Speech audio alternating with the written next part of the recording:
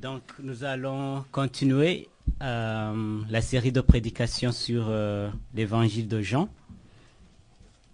Nous sommes au chapitre 11. Je vous invite à ouvrir vos Bibles. Merci Freddy. À ouvrir votre Bible, Jean chapitre 11. Si vous y êtes, on peut commencer à lire. Il y avait un homme malade, Lazare de Béthanie, village de Marie et de Marthe, sa sœur. C'était cette Marie qui oignit de parfum le Seigneur et qui lui essuya les pieds avec ses cheveux, et c'était son frère Lazare qui était malade. Les sœurs envoyèrent dire à Jésus, « Seigneur, voici celui que tu aimes est malade. » Après avoir entendu cela, Jésus dit, « Cette maladie n'est point à la mort, mais elle est pour la gloire de Dieu, afin que le Fils de Dieu soit glorifié par elle. » Or, Jésus aimait Marthe et sa sœur et Lazare. Lors donc qu'il eut appris que Lazare était malade, il resta 2 jours encore dans le lieu où il était. Et il dit ensuite aux disciples, « Retournons en Judée. » Les disciples lui dirent, « Rabbi, les Juifs tout récemment cherchaient à te lapider et tu retournes en Judée ?» Jésus répondit, « N'y a-t-il pas 12 heures au jour? Si quelqu'un marche pendant le jour, il ne bronche point, parce qu'il voit la lumière de ce monde. Mais si quelqu'un marche pendant la nuit, il bronche, parce que la lumière n'est pas en lui. » Après ces paroles, il leur dit, « Lazare, notre ami, dort, mais je vais le réveiller. » Les disciples lui dirent, « Seigneur, s'il dort, il sera guéri. » Jésus avait parlé de sa mort, mais ils crurent qu'il parlait de l'assoupissement du sommeil. Alors Jésus leur dit ouvertement, « Lazare est mort.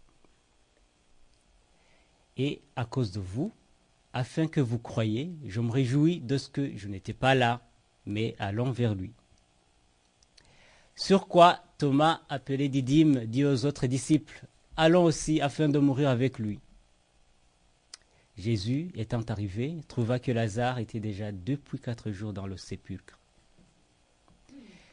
Jésus, et comme Béthanie était près de Jérusalem à 15 stades environ, beaucoup de Juifs étaient venus vers Marthe et Marie pour les consoler de la mort de leur frère. Lorsque Marthe apprit que Jésus arrivait, elle alla devant de lui, tandis que Marie se tenait assise à la maison. Marthe dit à Jésus, « Seigneur, si tu étais ici, mon frère ne serait pas mort. Mais maintenant même, je sais que tout ce que tu demanderas à Dieu, Dieu te l'accordera. » Jésus lui dit, « Ton frère ressuscitera. » Je sais, lui répondit Marthe, qui ressuscitera à la résurrection au dernier jour. Jésus lui dit, « Je suis la résurrection et la vie. Celui qui croit en moi vivra quand même il serait mort. Et quiconque vit et croit en moi ne mourra jamais. Crois-tu cela ?» Et lui dit, « Oui, Seigneur, je crois que tu es le Christ, le Fils de Dieu qui devait venir dans le monde. » Ayant ainsi parlé, elle s'en alla, puis elle appela secrètement Marie, sa sœur, et lui dit, « Le Maître est ici et il t'appelle et il te demande. » Dès que Marie eut entendu, elle se leva promptement et alla vers lui. Car Jésus n'était pas encore entré dans le village, mais il était dans le lieu où Marthe l'avait rencontré. Les Juifs qui étaient avec Marie dans la maison et qui la consolaient, l'ayant vue se lever promptement et sortir, la suivirent disant, « Elle va au sépulcre pour y pleurer. » Lorsque Marie fut arrivée là où était Jésus, et qu'elle le vit, elle tomba à ses pieds et lui dit, « Seigneur, si tu eusses été ici, mon frère ne serait pas mort. » Jésus, la voyant pleurer, elle et les Juifs qui étaient venus avec elle frémit en son esprit et fut tout ému. Et il dit, « Où l'avez-vous mis ?» Seigneur, lui répondirent-ils, « Viens et vois. » Jésus pleura. Sur quoi les Juifs dirent, voyez comme il l'aimait. Et quelques-uns d'entre eux dirent, lui qui a ouvert les yeux de l'aveugle, ne pouvait-il pas faire aussi que cet homme ne mourût point? Jésus, frémissant de nouveau en lui-même, se rendit au sépulcre. C'était une grotte et une pierre était placée devant. Jésus dit, ôtez la pierre. Marthe, la sœur du mort, lui dit, Seigneur, il sent déjà, car il y a 4 jours qu'il est là. Jésus lui dit, ne t'ai-je pas dit que si tu crois, tu verras la gloire de Dieu? Ils ôtèrent donc la pierre et Jésus leva les yeux en haut et dit, Père, je te rends grâce de ce que tu m'as exaucé. Pour moi, je savais que tu m'exauces toujours, mais j'ai parlé à cause de la foule qui m'entoure afin qu'ils croient que c'est toi qui m'as envoyé. Ayant dit cela, il cria d'une voix forte, Lazare, sors! Et le mort sortit, les pieds et les mains liés de bandes, et le visage enveloppé d'un linge. Jésus leur dit, déliez-le et laissez-le aller. Plusieurs des Juifs qui étaient venus vers Marie et qui virent ce que fit Jésus crurent en lui. Mais quelques-uns d'entre eux allèrent trouver les pharisiens et leur dire ce que Jésus avait fait. Amen. Je pense que le texte s'arrête là pour aujourd'hui. Comme je vous l'ai dit, nous sommes dans la succession de l'enseignement pour l'évangile, dans l'évangile selon Jean. Nous sommes dans un contexte où Israël est dans le doute par rapport à l'accomplissement des promesses de Dieu. Le Christ qui a été promis est venu, mais ils ne l'ont pas reconnu, sauf bien sûr un petit nombre, c'est-à-dire les disciples qui, eux aussi, sont encore dans le doute. Ils se demandent beaucoup de questions. Quelle sera la fin du Messie? Lui qui évoque parfois dans ses paroles sa mort et sa résurrection. Ses disciples se posaient certainement de telles questions, comme comment se fera-t-il que le Christ meure? Et comment se fera sa résurrection dont il parle? Et quelle sera la suite? Peut-être Pierre se demandait aussi, est-ce que je vais retourner pécher alors que j'ai tout abandonné pour le suivre?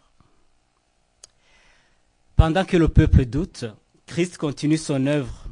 Il enseigne et fait les œuvres que le Père lui a recommandées. Ici, il va faire une œuvre inhabituelle, entre guillemets, pour ses disciples bien sûr, et pour le peuple. Pour lui, ce n'était pas inhabituel, ça fait partie de ce qu'il fait. Et signalons aussi que à cette époque, il ne lui reste que peu de temps avant d'être crucifié et de retourner auprès du Père. Si je résume un peu ce texte, nous sommes face à une famille qui croit en Jésus et qui traverse une période difficile. Un des membres de la famille est malade. La famille fait connaître à Jésus ce qu'elle traverse. Jésus n'intervient pas. Le membre de la famille, c'est-à-dire Lazare, va décéder. Et voilà, Jésus arrive 4 jours après que Lazare est décédé. Bon, c'était trop tard pour la famille. Il trouve les gens dans le deuil et pourtant, c'était le bon moment prévu pour manifester la gloire de Dieu. C'est ce que nous allons voir, comment ça s'est passé. Donc, les premiers versets du premier verset au verset 13, on voit la demande des sœurs de Lazare via les messagers. Ils envoient les messagers. Jésus ne se précipite pas de répondre. Il revient après 2 jours. Et voilà, dans cette attente, il y a la mort de Lazare. Le verset 5 est un peu, je voudrais qu'on le lise parce que c'est pas pour rien que l'auteur essaie de mentionner et dit, or Jésus aimait Marthe et sa sœur et Lazare. Peut-être il mentionne ce verset pour nous expliquer que nous ne soyons pas choqués par la suite. La suite du texte risque de nous faire penser qu'il ne les aimait pas. Le fait qu'apparemment il a traîné, voilà. C'est comme si l'auteur veut nous rappeler, et même voulait rappeler aux lecteurs de cette époque, il veut nous rappeler nous aussi aujourd'hui que l'amour que Christ a envers ses disciples ne peut pas être échangé par les circonstances qu'il traverse ou que nous traversons en tant que ses disciples. Quand Jésus ne répond pas à nos prières au moment qu'on souhaitait, cela ne signifie pas qu'il ne nous aime plus. Son amour ne change pas. Il est amour, rien ne peut nous séparer de son amour. Les versets 14 et 15, il est écrit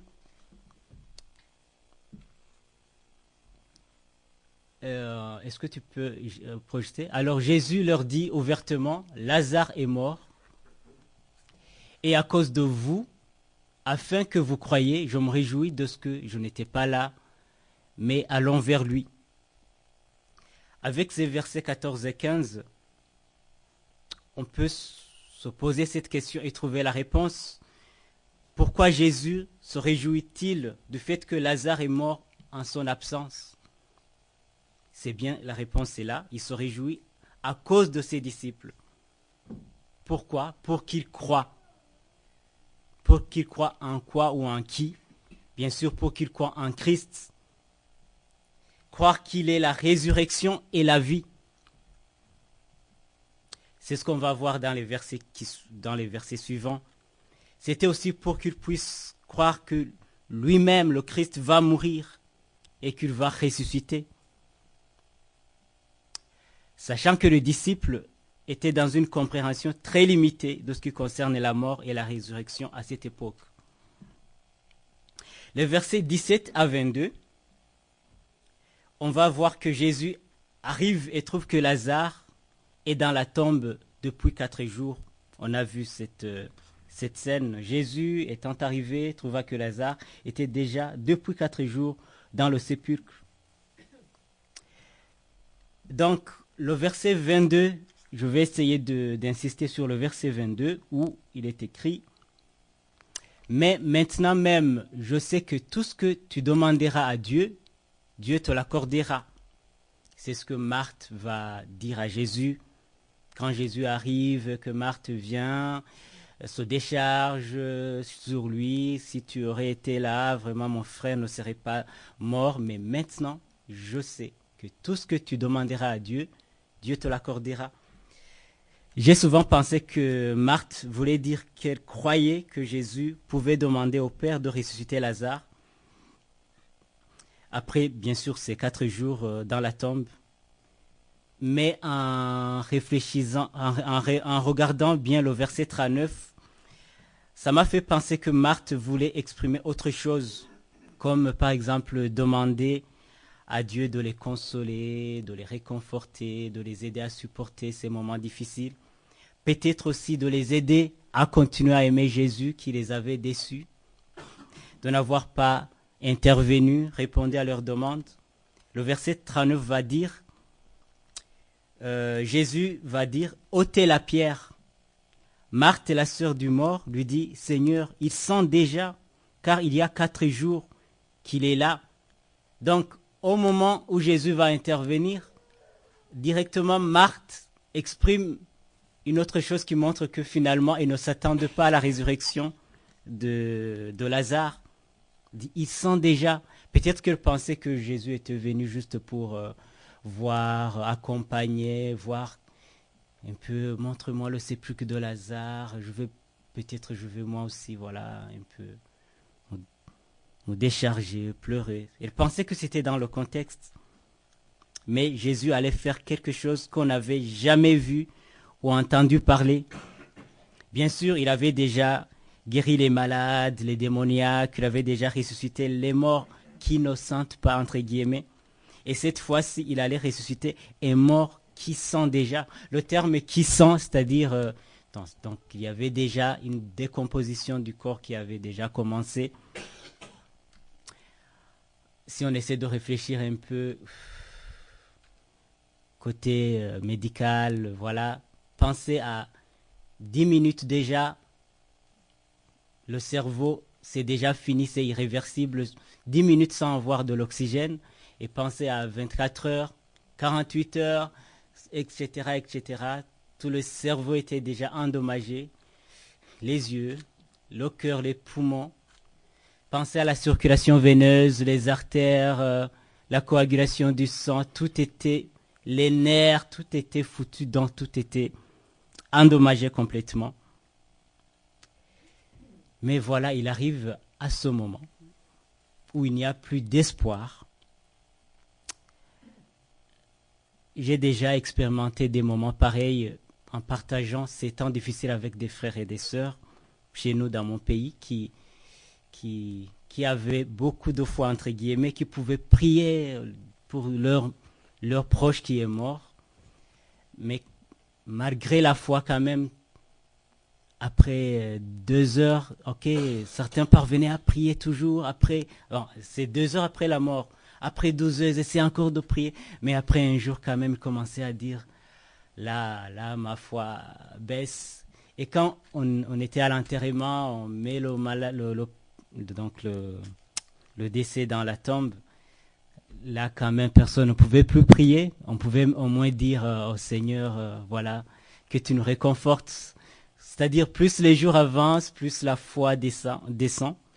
Donc, pour dire que à cette époque, même pour le plus fort dans la foi, ce n'était plus vraiment, voilà, c'était déjà fini pour tout le monde. Et sachant que parmi les héros, les hommes héros que les Israélites avaient, vous vous souvenez d'Élisée, qui avait ressuscité l'enfant qui était décédé le même jour, bien sûr. Je me souviens aussi d'une histoire où il y avait des malades, des gens qui allaient enterrer un de leurs proches.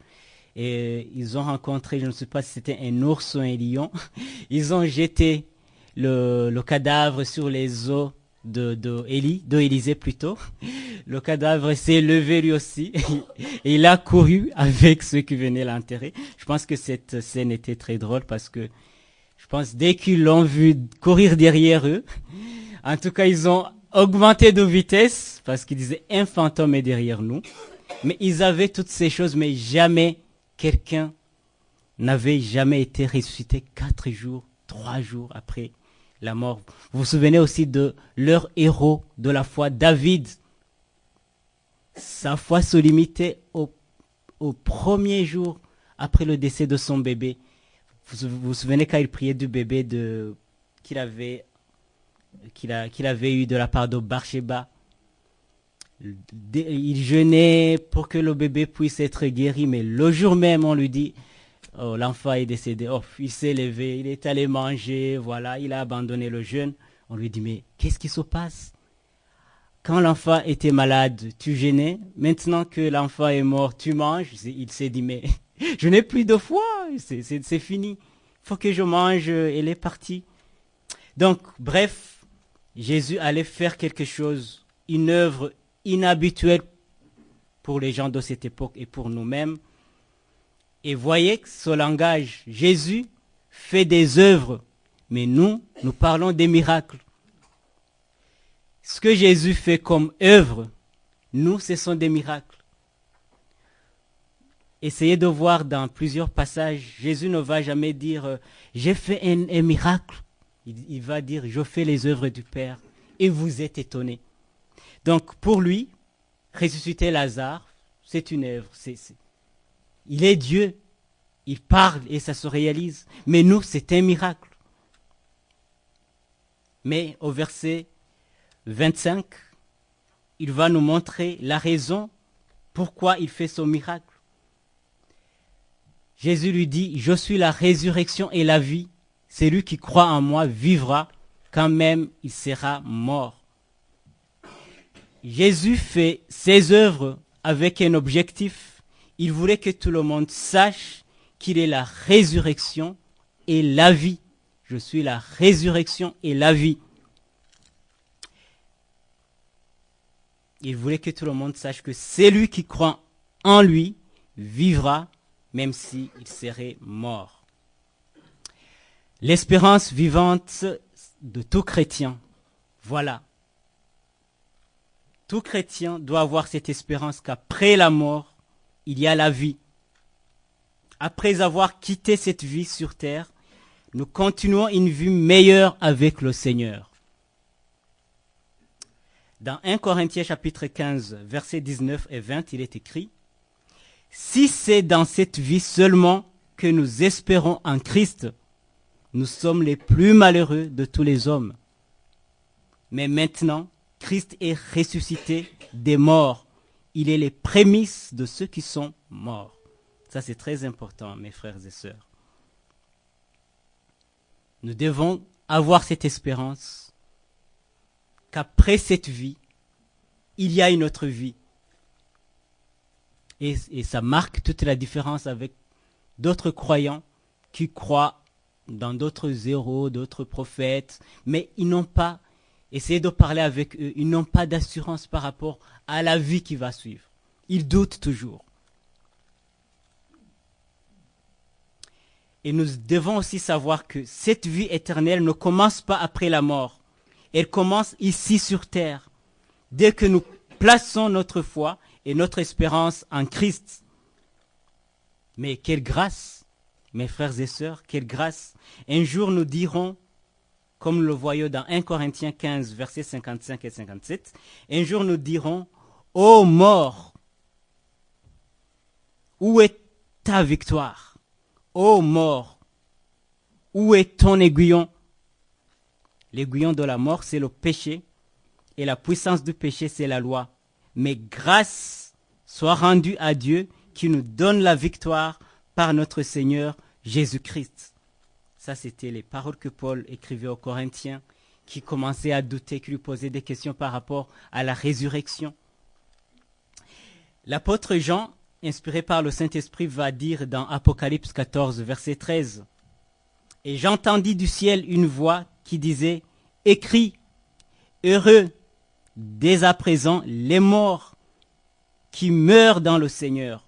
Oui, dit l'Esprit, afin qu'ils se reposent de leurs travaux, car leurs œuvres les suivent. » Toutes les œuvres que nous aurons faites dans la foi et dans l'amour, nous suivrons. Et ces œuvres nous suivront, car nous serons vivants devant notre Seigneur qui nous récompensera.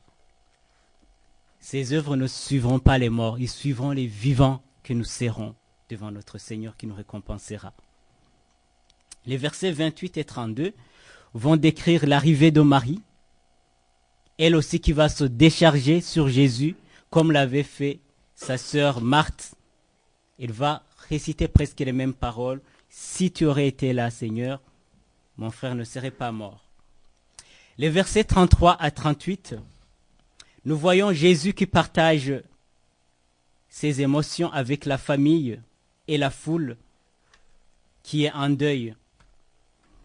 Il y a le verset qui est cité comme le verset le plus court de la Bible. Verset 35, Jésus pleura. Il y a toujours des discussions par rapport à ce verset. Je l'ai déjà discuté aussi par plusieurs chrétiens, plusieurs serviteurs de Dieu. Bon, j'essaie aussi de lire des commentaires bibliques, tout ça. Parce qu'on se demande pourquoi Jésus pleura. Pourquoi est-ce qu'il a pleuré? Mais en tout cas, nous pouvons voir l'humanité du Christ. Il pleure en tant qu'être humain, partageant les émotions de ceux qu'il aime. On peut voir ce côté d'être humain parce qu'il a accepté l'incarnation, pouvait partager les émotions avec les autres. Mais aussi, on ne doit pas oublier aussi ce côté divin, Christ comme Dieu, où on voit dans d'autres passages ce qui lui faisait vraiment pleurer, ce qui touchait ses émotions.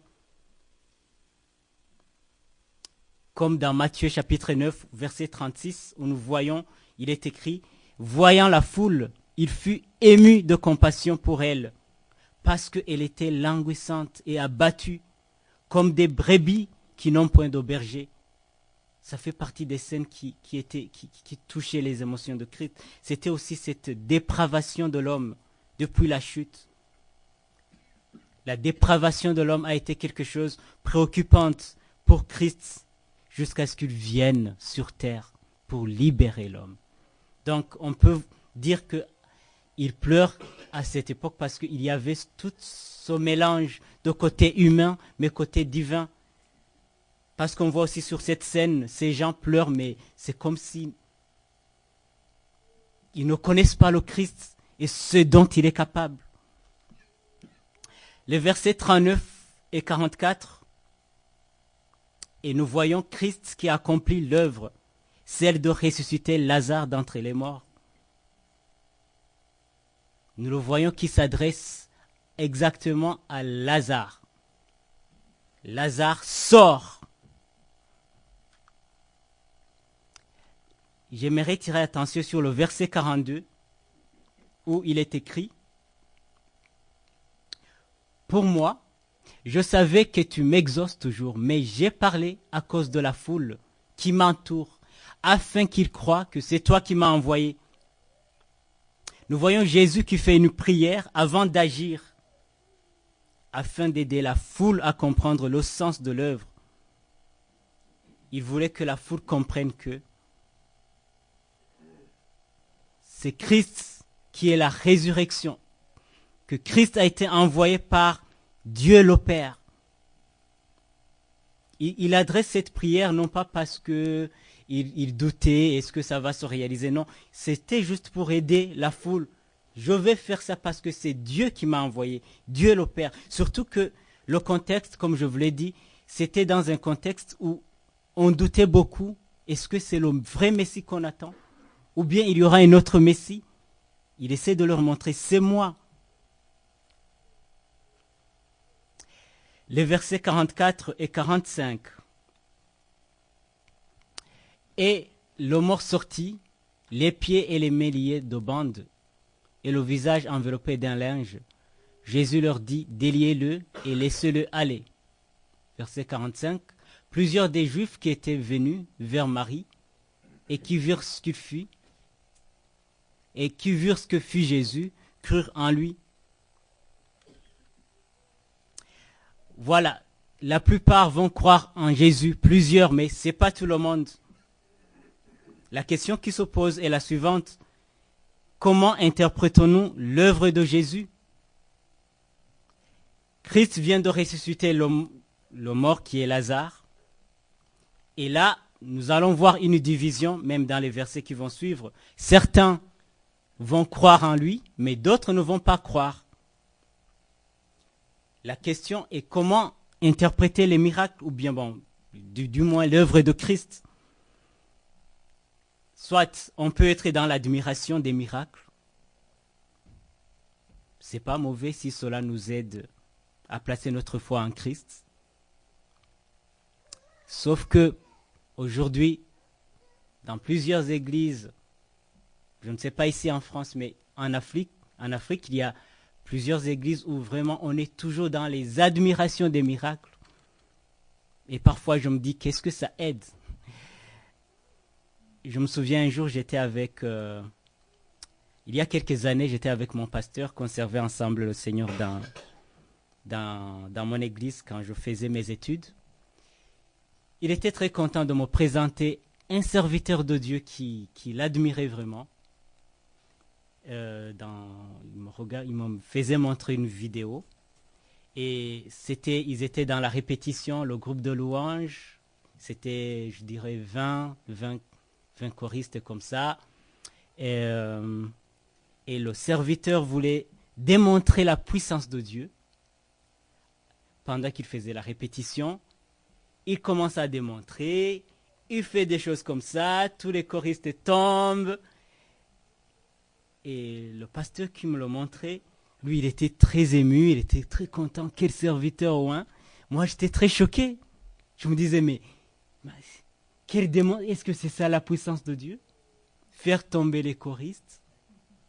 Mais la puissance de Dieu, c'est pas pour faire tomber, c'est pour nous relever.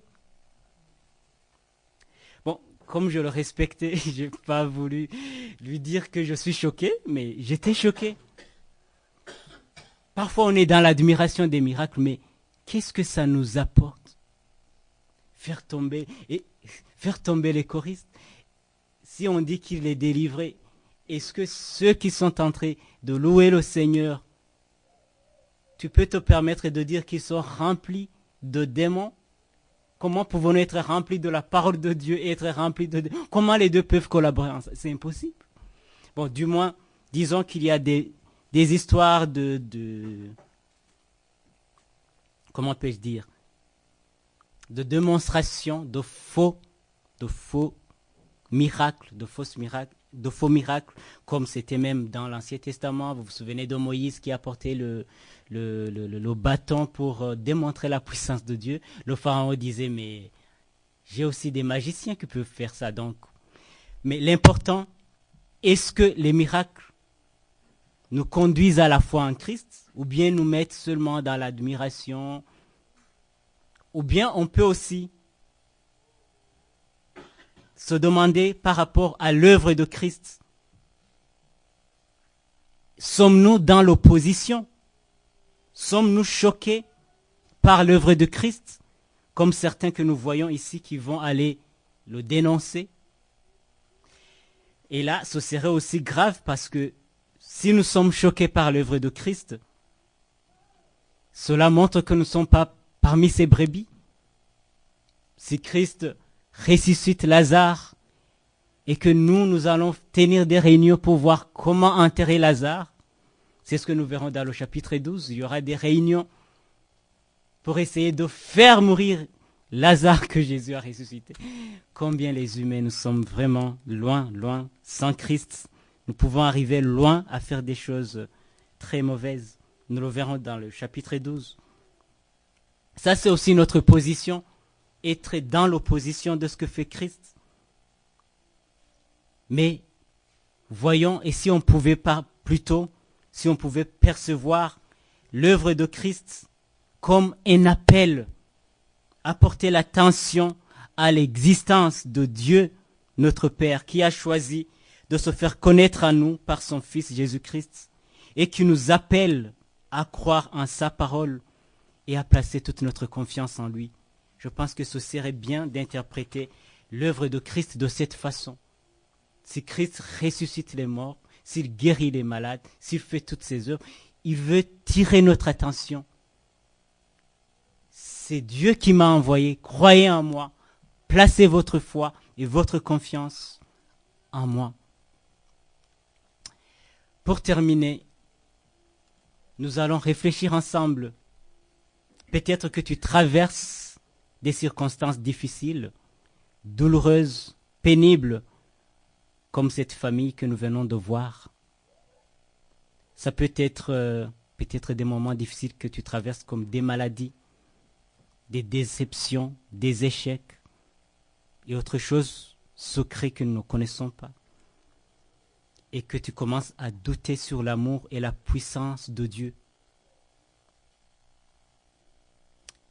Je voudrais te rappeler que Dieu t'aime. Il a envoyé son Fils Jésus-Christ mourir à ta place, mourir à ma place, mourir à notre place, nous tous, qui méritions la mort. L'amour qu'il a envers toi n'a pas changé et ne changera jamais. Il t'aime toujours et ne t'abandonnera jamais. Nous savons que Christ est mort et ressuscité et qu'en lui, nous avons la vie éternelle. Il a vaincu la mort. C'est pourquoi nous avons la vie en lui. Il a été condamné comme malfaiteur afin que nous soyons justifiés en lui. Il a été humilié, déshonoré pour que nous soyons honorés en lui. Et cet honneur, c'est d'être libéré du péché et purifié par son sang. Y aurait-il quelqu'un qui est ici, qui croit en Christ et qui a peur de la mort? Je voudrais te rappeler que tu ne mourras pas, mais tu vivras et tu raconteras les œuvres de l'Éternel, comme il est écrit dans le psaume 118, verset 7.